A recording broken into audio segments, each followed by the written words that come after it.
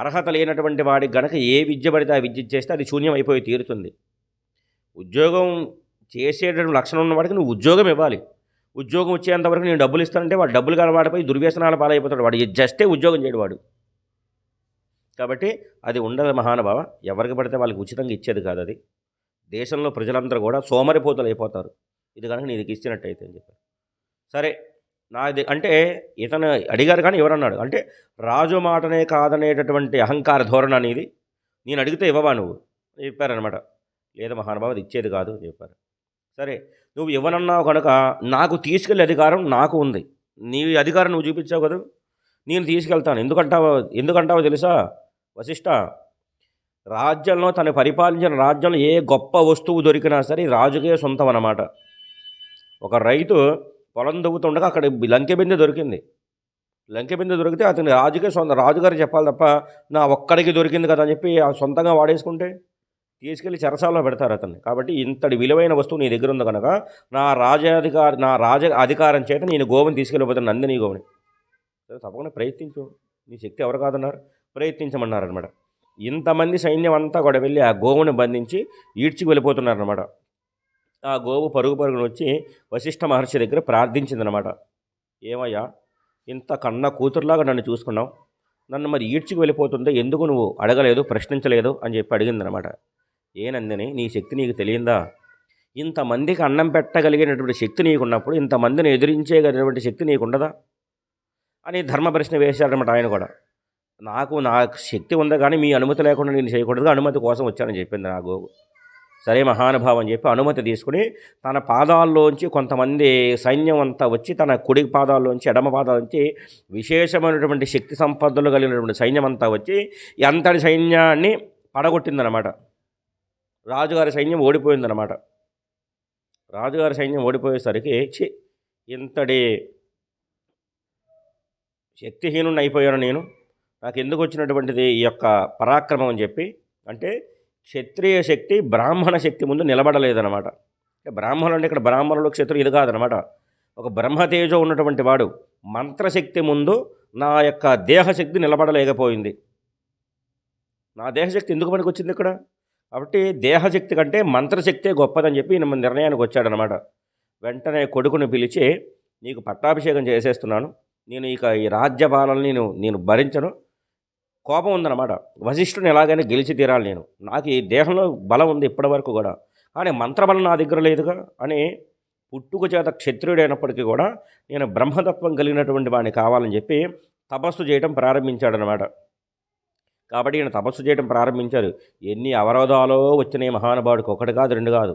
ఈయన తపస్సు చేసినంత కాలం కూడా ఎన్నో అవరోధాలు అనమాట. ఒక మంచి పని ప్రారంభం చేస్తే ఆ మంచి పనిని చెడగొట్టడానికే చాలామంది చూస్తూ ఉంటారు ఈ కాలంలో. ఆ కాలంలో ఈ కాలంలో కూడా అదే పరిస్థితి అనమాట. ఈ విశ్వామిత్ర మహర్షి తపస్సు చేయడం ప్రారంభించారు. తన కొడుకుకి పట్టాభిషేకం చేసేసి తపస్సు చేయడం ప్రారంభించాడనమాట. కొంతకాలానికి కొన్ని శక్తులు అవి వచ్చినాయి. శక్తులు అవి సంపాదించుకున్న తర్వాత ఇంకా నాకు శక్తి వచ్చేసింది కదా అని కొద్దిగా ధైర్యం వచ్చిందనమాట. పరమేశ్వరుని తపస్సు చేసి అనేక రకాల అస్త్రాల మొత్తం ఈయన సంపాదించుకున్నాడు అనమాట. బ్రహ్మాస్త్రం, వరుణాస్త్రం, నాగాస్త్రం, సూర్యాస్త్రం, చంద్రాస్త్రం, ఆయన దగ్గర లేనటువంటి అస్త్రం అంటూ లేదనమాట. సమస్త శస్త్రాల మొత్తం ఆయన సంపాదించుకున్నాడు. అస్త్రాలన్నీ వచ్చేసరికి ఈయనకి ఎంత ధైర్యం వచ్చిందంటే తపస్సు పరమేశ్వర అనుగ్రహం సంపాదించుకున్నాడు. వెంటనే ఉత్తరక్షణం ఈ తపశ్శక్తి ద్వారా సంపాదించుకున్నటువంటి అస్త్రాల మొత్తం కూడా ఉత్తరక్షణం వశిష్ఠుని మీద ప్రయోగించాలని చెప్పి వెళ్ళడం లేదు, ఒక మాట పిలవడం లేదు. వెంటనే వస్తువుని అనేక అస్త్రశస్త్రాలు మొత్తం ఈ వశిష్ఠ మహాముని ఆశ్రమం మీద ప్రయోగించారనమాట. బయటంతా కూడా అల్లకల్లోలంగా ఉంది వశిష్ఠ మహాముని ఆశ్రమం అంతా కూడా. ఏమిట్రా ఇంత అల్లకల్లోలంగా ఉంది, ఎందుకు ఈ గోళ వృధాంతా చేస్తున్నారని చెప్పి వశిష్ఠ మహర్షి అలా వచ్చి చూశారనమాట. ఓహో, విశ్వామిత్రుడు తపస్సు చేసి ఇన్ని అస్త్రాలు సంపాదించాడనమాట అని వశిష్ఠ మహర్షి చేసింది ఏం లేదు, తన దండాన్ని చూసారా, మహర్షులు అలా చేయి అడ్డుపెట్టింది, ఆ దండాన్ని చేసి పైకి ఇలా అడ్డుపెట్టి చూపించారనమాట. అలా పైకి చూపించడానికి విశ్వామిత్ర మహర్షి ప్రయోగించినటువంటి అస్త్రాలన్నీ కూడా యొక్క దండం తీసేసుకుందనమాట. ఇప్పుడు మంత్రశక్తి, మంత్ర జపం, ఈ తపోశక్తి ఏంటి అంటే అది ఖర్చు పెట్టే కొద్దీ అయిపోతుందన్నమాట. అది బ్యాంకు బ్యాలెన్స్ లాంటిదే. ఈరోజు ఎంత ఖర్చు పెట్టావు అది అయిపోతుంది. అది నీ ప్రతి నిత్యం ఉంటుందని కోరుకోకూడదు. మనం డబ్బులు ఖర్చు పెడుతుంటే అయిపోవండి. అది కూడా అంతే. మంత్రశక్తి కూడా కొంతకాలానికి పూర్తి అయిపోతుంది అన్నమాట. ఈ శక్తులవి చూపిస్తే అటువంటి ప్రయత్నం చేస్తే. నా మంత్రశక్తి నాకు పరిపూర్ణంగా ఉంది. అక్కడ పుస్తకం ఇక్కడికి రావాలంటే వస్తుంది. అది రావడానికి కొన్ని సంవత్సరాల పాటు నువ్వు చేసినటువంటి తపశక్తి శూన్యమైపోతుందన్నమాట. అందుకే రామకృష్ణ మహర్షి దగ్గర, రామకృష్ణ పరమహంస దగ్గర ఎన్నో శక్తులు ఉన్నప్పటికీ కూడా ఆయన ఎప్పుడు కూడా దాన్ని ప్రదర్శించే ప్రయత్నం చేయలేదన్నమాట ఆయన. రామకృష్ణ మహర్షి, రామకృష్ణ పరమహంస ఒకసారి నదీ తీరంలో వెళ్ళిపోతున్నారన్నమాట. వెళ్ళిపోతూ ఉంటే, అబ్బో నీ దగ్గర అంత శక్తి ఉందా, అంత శక్తి ఉంటే నువ్వు నాకన్నా శక్తివంతుడువా అని చెప్పి, మహా వేదం తెలుసుకున్నటువంటి వాడు, మంత్రశక్తి సంపాదించినటువంటి వాడు ఒకడు ఎదురుకుండా వచ్చాడనమాట. వచ్చి నా దగ్గర ఇంత శక్తి ఉందాయా అని చెప్పి, నువ్వు నాకు మళ్ళీ నీళ్ళ మీద నడవగలవా అని చెప్పి నీటి మీద నడిచి చూపించాడు రామకృష్ణ పరమహంసకి. ఈ ఒడ్డు నుంచి ఆ ఒడ్డు దాకా వెళ్ళొచ్చాడనమాట. వెళ్ళొచ్చి మళ్ళీ ఈయన దగ్గర నిలబడ్డాడనమాట, రామకృష్ణ పరమహంస దగ్గర. విచిత్రంగా చూడు, మరి నువ్వు నడువు అన్నమాట. నేను నడవటం ఎందుకయ్యా, ఈ ఒడ్డు నుంచి ఆ ఒడ్డుకి వెళ్ళడానికి పడవవాడికి పావలా ఇస్తే తీసుకెళ్తాడు కదా, ఆ పావలు ఇవ్వడం మానేసి నువ్వు ఇన్ని సంవత్సరాలు చేసిన తపశక్తి అంతా వృధా చేసుకున్నావే, మళ్ళీ ఆ తపశక్తి సంపాదించాలంటే నీకు ఎన్ని ఏళ్ళు పడుతుందయ్యా, ఒక పావలు ఇస్తే పడవవాడు తీసుకెళ్ళేవాడు కదా, ఈ మాత్రం తెలివి లేకుండా పోయింది నీకు అని చెప్పారన్నమాట రామకృష్ణ పరమహంస. కాబట్టి ఆ తపశక్తి మొత్తం పోయిందనమాట. మళ్ళా బ్రాహ్మవిదం క్షాత్రం అని చెప్పి ఆయన వచ్చేసారనమాట. బ్రాహ్మణ శక్తి ముందు మళ్ళీ నా శక్తి నిలబడలేకపోయిందని చెప్పి మళ్ళా తపస్సు చేయడం ప్రారంభించారనమాట. ఈయన కొన్ని సంవత్సరాలు తపస్సు చేశారు. తపస్సు చేసి చేసి చేసి ఆయన మీద కూడా కొద్దిగా వాల్మీకం పెరిగిందనమాట, పొట్ట పెరుగుతూ వస్తుంది. పరుగున ఒక వ్యక్తి పరుగున వచ్చి ఆయన పాదాల మీద పడ్డాడు తపస్సు చేస్తూ ఉండగా. ఏమయ్యా నువ్వు, ఎవరయ్యా నువ్వు అని చెప్పాడనమాట. అడిగేసరికి, మహానుభావ నా పేరు త్రిశంకువండి, త్రిశంకువ, నీకు వచ్చిన కష్టం ఏమిటని చెప్పాడనమాట. నన్ను మీరే ఆదుకోవాలండి అని చెప్పాడనమాట. ముందే అడిగాడు, నేను ఆదుకోవడం ఏమిటయ్యా, అసలు నువ్వెవరు, ముందు మాటిస్తానని చెప్పండి అని చెప్పారన్నమాట.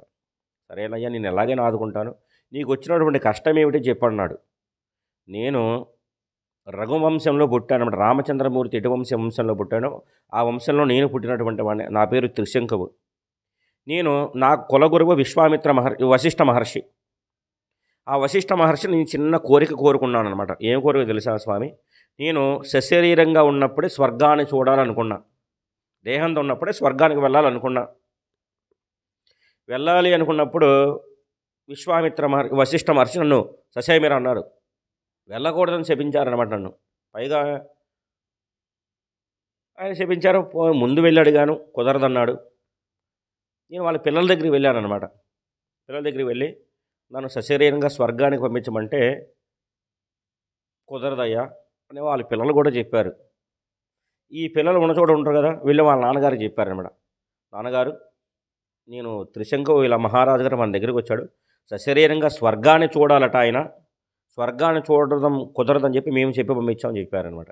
చెప్పేసరికి వాళ్ళు మళ్ళీ మీ దగ్గరికి వచ్చాడు వాడు, నేను ఇంతకుముందే కుదరదని చెప్పానే, మళ్ళీ మీ దగ్గరకు వచ్చి అడగడం ఏంటి అనే ఆలోచన కలిగిందనమాట వీళ్ళకి. కలిగేసరికి వెంటనే పిల్లలకి ఎక్కడ లేని కోపం వచ్చిందనమాట. అంటే మా నాన్నగారు ఒకసారి చెప్పినా సరే వీడు వినకుండా మా దగ్గరికి వచ్చాడనమాట. మేము పొరపాటును కనుక ఇతనికి సశరీరంగా స్వర్గానికి పంపించేస్తే మా నాన్నగారి శక్తిని మేము కొద్దిగా తగ్గించినట్టు కాదు, ఆయన విలువను కొద్దిగా తగ్గించినట్టు కాదు. అంటే మా నాన్నగారు చెప్పినా సరే కుదరదు అన్న కూడా మా నాన్నగారి మాట మీద నమ్మకం లేకుండా మా దగ్గరికి వచ్చి అడిగాడు వీడు. కాబట్టి స్వర్గం కాదు, రాజుగారు కదా, పిశాచం అయిపోదు కాక, చండాల స్థితిలో నువ్వు పుట్టేదు కాక అని చెప్పి శపించారన్నమాట ఈ యొక్క వశిష్ఠుడి కుమారుడు అతను. పైగా ఆ కాలంలో వశిష్ఠుడికి ఎదురుగా నిలబడేటటువంటి ధైర్యం సాహసాలు ఎవ్వరూ చేయలేదన్నమాట, ఒక్క విశ్వామిత్ర మహర్షి తప్ప.